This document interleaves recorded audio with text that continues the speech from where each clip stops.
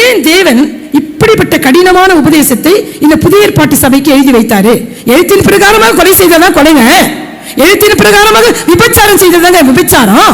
ஆனால் உன் சகோதரனை பகைத்தால் நீ மனுஷ கொலைபாதகன்.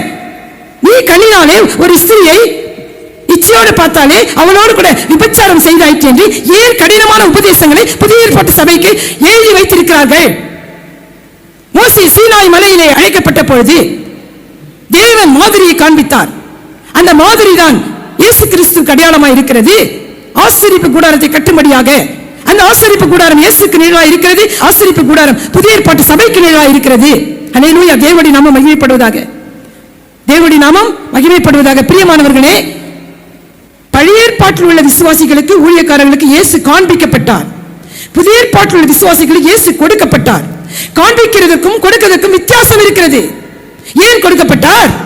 நீ ஒரு மேன்மையான ஜீவியம் செய்யபடியாகவே. தாவீது தவறு செய்யவில்லையா? சாலமோன் தவறு செய்யவில்லையா? யாக்கோபு தவறு செய்யவில்லையா? நான் ஏன் செய்யக்கூடாது என்று அநேகர் இப்படிப்பட்ட காரியங்களை பின்பற்றிக் கொண்டு தங்களை ஏமாற்றிக் கொண்டு மற்றவர்களை ஏமாற்றிக் கொண்டிருக்கிறார்கள். கண்சாடியான ஒரு கிறிஸ்தவ வாழ்க்கை. ஏன் ஈசாக்கை போல நான் வைராக்கியமா ஜீவிப்பேன்? ஏன் யோபுவை போல நான் வைராக்கியமா ஜீவிப்பேன்? எரேமியாவை போல, ஏசாயா போல, எசேக்கியேலை போல நான் வாழ்வேன் சொல்ல மாட்டீங்கன்னா? பிரியமானவர்களே, மேன்மையான ஜீவியம் செய்யணும். ஏனென்றால் நீங்கள் மேன்மையான இடத்துக்கு போகும்படியாக அழைக்கப்பட்டிருக்கிறீர்கள். தேவனை நம்ம மையப்படுவதாக.